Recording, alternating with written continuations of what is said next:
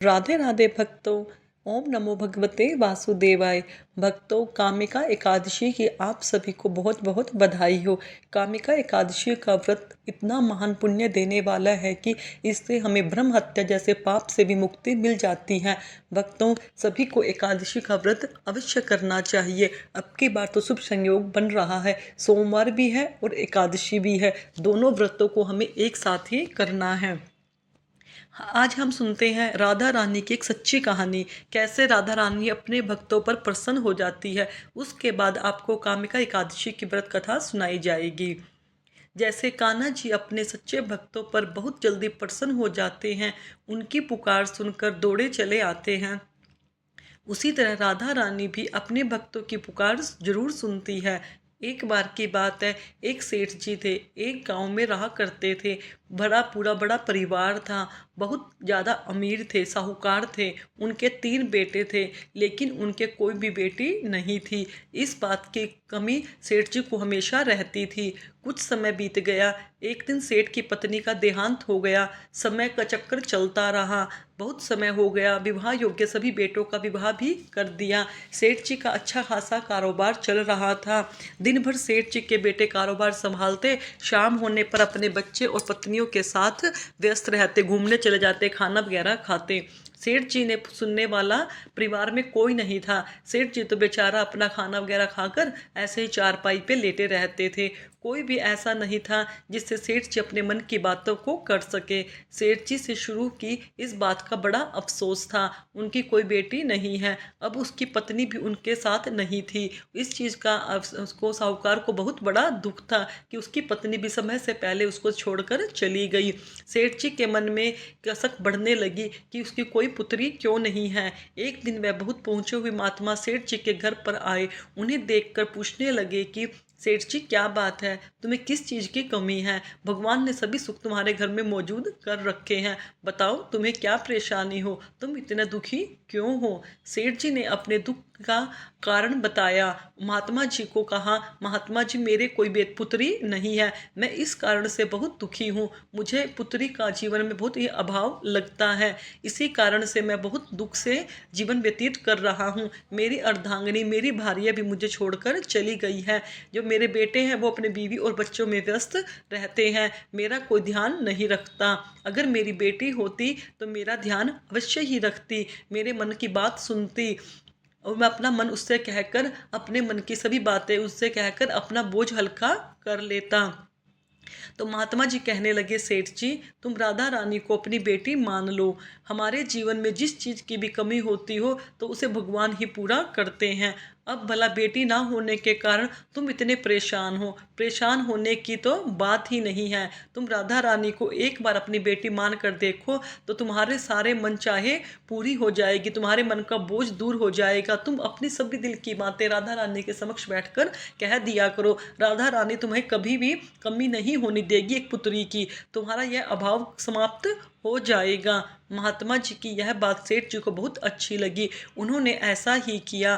खूब खुश होकर बाजार गए, वहाँ से राधा रानी की एक सुंदर सी मूर्ति खरीद कर लाए। उन्हें पहनाने के लिए सुंदर सुंदर कपड़े लेकर आए। हर दिन वह राधा रानी जी की मूर्ति को स्नान कराते, उनके कपड़े बदलते, उनकी खूब सारी बातें करते और अपने मन का सारा बोझ उनको देते। सभी अपनी बातें दिन भर में जो उन्होंने किया, जैसे एक बेटी से या एक पत्नी से बातें करते हैं, राधा रानी के समक्ष साहूकार बैठकर सभी बातें उनके सामने करने लगे। भोजन खाने से पहले राधा रानी को भोग लगाते, सोने से पहले उनका नियम था कि वे राधा रानी से खूब सारी बातें करते थे। दिन भर में क्या किया, क्या नहीं किया, क्या दुख था, सब राधा रानी के समक्ष कहा करते थे। ऐसा करते करते सेठ जी का दिल से ही राधा रानी को अपनी बेटी मानने लगे। वह भूल गए कि उनके कोई बेटी नहीं है। वे इस निर्जीव सी मूर्ति को अपनी बेटी मानकर बैठ गए, लेकिन भक्ति में मगन सेठ जी को किसी भी बात का कोई आभास नहीं रहा। बस उन्हें तो पता था कि उनकी एक बेटी है जिससे वह दिन भर लाड़ प्यार करते हैं और अपने मन की बातें उनसे कहते हैं। अब जब सेठ जी दिन दिन भर राधा रानी से बातें ना कर लेते या उनकी पसंद का भोजन उनको ना खिलाते तो उनका मन ही नहीं लगता था। वे तो ऐसे बुझे बुझे रहते कि आज मैंने कुछ किया नहीं, आज मैंने कुछ किया नहीं। जब तक वह उनसे बातें नहीं कर लेते उनके मन में एक अजीब सी बेचैनी, अजीब सा डर, अजीब सा दुख रहता। बहुत सारी बातें करने के बाद, अपने दिल की सारी बातें कहने के बाद उनके मन को एक असीम शांति की अनुभूति होती थी। एक बार की बात है, सेठ जी के घर पर चूड़ी बेचने वाला आया। एक मनिहारी आया और सेठ जी की बहुएं उस दिन मनिहारी से खरीद कर चूड़ियाँ पहन रही थी। एक दिन वह मनिहारी चूड़ी बेचने के लिए सेठ जी के घर पर आई। तब उसके सेठ जी के तीनों बहुओं ने उनकी पसंद की चूड़ियाँ पहनाई। मनिहारिन सेठ जी के घर पर बैठी थी। सेठ जी तीनों बहुएं तो चूड़ी पहनकर चली गई। उनके ही सामने एक छोटी सी कन्या आई और मनिहारिनी से कहने लगी, मुझे भी चूड़ियाँ पहना दो। खूब सारी रंग बिरंगी। चूड़ी वाले ने सोचा कि शायद सेठ जी के घर पर कोई मेहमान आया होगा, उन्हीं की यह कन्या होगी। तो उसने भी उस नन्ही बालिका को बहुत सारी चूड़ियाँ पहना दी और उसके बाद वो चूड़ी वाली मनिहारिन सेठ जी से पैसे मांगने सेठ की दुकान पर गई और कहने लगी कि मुझे चूड़ियों के पैसे दे दो। उसने पहले से अधिक पैसे मांगे तो सेठ जी ने कहा, क्या बात, तुम हर बार तो इतने रुपये की चूड़ी पहना करती थी, अब क्या चूड़ियाँ तुम्हारी महंगी हो गई है क्या, हर बार से ज़्यादा पैसे मांग रही हो। तो मनिहारिन बोली कि सेठ जी नहीं, मैंने चूड़ियों का दाम तो नहीं बढ़ाया, चूड़ियों का दाम तो मेरा पहले वाला ही है। हाँ, लेकिन आज मैंने 3 लोगों को नहीं बल्कि 4 लोगों को चूड़ियाँ पहनाई हैं। सेठ जी ने सुना तो कहने लगे, अरे तुमसे कोई गलती होगी, मेरे घर में तो चूड़ी पहनने वाली सिर्फ 3 बहुएं हैं, यह तुम 3 बहुओं के चूड़ियों के पैसे रखो। मनिहारिन भी कुछ बोली नहीं, सेठ जी से पैसे लेकर चुपचाप अपने घर पर आ गई। शाम हुई तो सेठ जी की दुकान पर अपने घर पर आए। आकर उन्होंने सबसे पहले राधा रानी को भोग लगाया। फिर हर बार की तरह राधा रानी से बातें की और सो गए। जब उस सेठ में सपने में राधा रानी आई तो बोली कि बाबा, आपने चूड़ी वाली को मेरी चूड़ियों के पैसे क्यों नहीं दिए? जब आप मुझे अपनी बेटी मानते हो तो फिर आपने मुझको अपनी चूड़ियों के पैसे मनिहारिन को क्यों नहीं दिए? ऐसा कहकर राधा रानी एक छोटी सी बेटी की तरह, लाडली बेटी की तरह सपने में रोने लगी।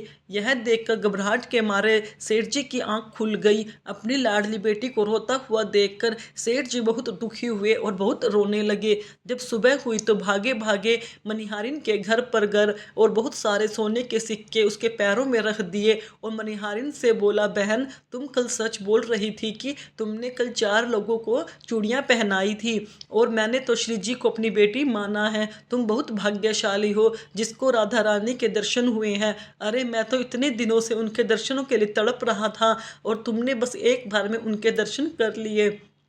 ऐसा कहकर सेठ जी रोने लगे। फिर हाथ जोड़कर बोले, बहन, तुम चूड़ी का भी दाम मुझसे ले लो, जो दाम हो मांग लो। सेठ जी को रोता हुआ देखकर मनिहारिन की आंखों में आंसू आ गए। मन ही मन सोचने लगी कि जब मुझे खुद राधा रानी के दर्शन हो गए तो फिर भला मुझे सेठ जी से दाम लेने की क्या आवश्यकता है, मुझे दाम नहीं चाहिए। वह भी सेठ जी के सामने हाथ जोड़कर बोली कि आपके ही कारण मुझे राधा रानी के दर्शन हुए हैं। श्री जी मेरे हाथों से स्वयं चूड़ियाँ पहनकर गई हैं और मेरा जीवन सफल हो गया है।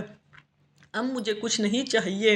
प्रिय श्रोताओं, यह थी भगवान के सच्चे मन की पुकार कि उनकी पूजा भावना, श्रद्धा और भाव से करने से, उन्हें अपने परिवार का सदस्य बनाने से कैसे भगवान हमारे पास स्वयं आते हैं, कैसे कान्हा जी और राधा रानी स्वयं हमारे अपने सभी दुखों को दूर करते हैं और हमें जिस चीज़ की कमी होती है, जिस रिश्ते की कमी होती है, राधा रानी और स्वयं ठाकुर जी उस रिश्ते में बंध जाते हैं और हमारी हर इच्छा को पूरी करते हैं। भक्तों, अब हम सुनेंगे कामिका एकादशी व्रत की कथा। एक समय की बात है, एक गांव में एक क्षत्रिय रहता था। वह अपने आप पर बहुत गर्व करता, खास करके अपनी शक्ति बल पर उसे बहुत अभिमान था। क्षत्रिय भगवान को बहुत मानता था, लेकिन उसके मन में घमंड था। वह हर दिन भगवान विष्णु की पूजा करता और उसकी उपासना में लीन रहता था।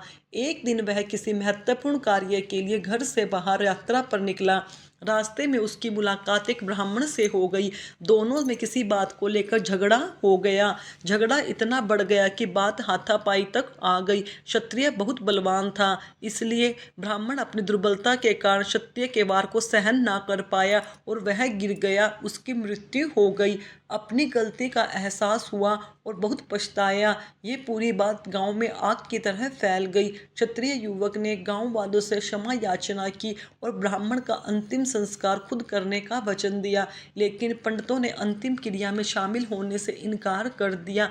तब उसने ज्ञानी पंडितों से अपने पाप का जानना चाहा, तो पंडितों ने उसे बताया कि उसे ब्रह्म हत्या दोष लग चुका है, इसलिए हम अंतिम क्रिया के ब्राह्मण भोज में आपके घर भोजन नहीं कर सकते। यह सुनकर क्षत्रिय ने ब्रह्म हत्या दोष से प्रायश्चित का उपाय पूछा। तब पंडितों ने कहा कि जब तक सावन मास में कामिका एकादशी कृष्ण पक्ष की एकादशी का विधि पूर्वक भगवान विष्णु की पूजा नहीं करता और ब्राह्मण को भोजन नहीं कराता और दान दक्षिणा नहीं देता, तब तक वह ब्रह्म हत्या के दोष से नहीं मुक्त हो सकता। इसका अर्थ है कि कामिका एकादशी का व्रत हमें ब्रह्म हत्या के पाप तक मुक्ति दिलाता है। इतना महान पुण्य व्रत है। क्षत्रिय ने ब्राह्मण के अंतिम संस्कार के बाद पंडितों की सलाह मानते हुए कामिका एकादशी का दिन पूरी श्रद्धा और विधि के अनुसार भगवान विष्णु की पूजा की। फिर उसने ब्राह्मणों को भोजन कराया, दान दक्षिणा भी दी। इस तरह भगवान विष्णु की कृपा से वह क्षत्रिय ब्रह्म हत्या के दोष से मुक्त हुआ। यह थी भक्तों व्रत की कथा। हमें कामिका एकादशी व्रत रखकर कथा को अवश्य पढ़ना चाहिए। भक्तों, अगर घर में कई सदस्य हो, व्रत ना भी रख सके तो कथा को अवश्य पढ़ें। इसके कथा का श्रवण मात्र से ही मनुष्य के कितने ही पापों का नाश हो जाता है। कामिका एकादशी का महत्व क्या है? भगवान कृष्ण बोले, हे युधिष्ठिर, श्रावण मास के कृष्ण पक्ष की एकादशी कामिका एकादशी है। एक समय देवर्षि नारद ने भीष्म पितामह से इसका महत्व पूछा। उन्होंने इस पवित्र व्रत में भगवान विष्णु की पूजा कही थी। पृथ्वी दान, स्वर्ण दान व कन्यादान इत्यादि महान फल पूजा का फल अधिक होता है। जो फल मनुष्य को आध्यात्मिक विद्या से मिलता है, उससे अधिक फल कामिका एकादशी देने वाली है। भगवान विष्णु को एक दल तुलसी चढ़ाओ तो एक भार स्वर्ण, 4 चांदी तुलसी पर चढ़ाने पर एक भार स्वर्ण, 4 भार चांदी का दान करने का फल मिलता है। तुलसी के दर्शन मात्र से पाप भस्म हो जाते हैं। वृंदा के स्पर्श मात्र से मनुष्य पवित्र हो जाता है और भगवत चरणों में जो तुलसी अर्पित करता है उसे मुक्ति मिलती है। इस महात्म को सुनने से व्यक्ति यशस्वी बनता है। भक्तों, यह था कामिका एकादशी व्रत का महात्म।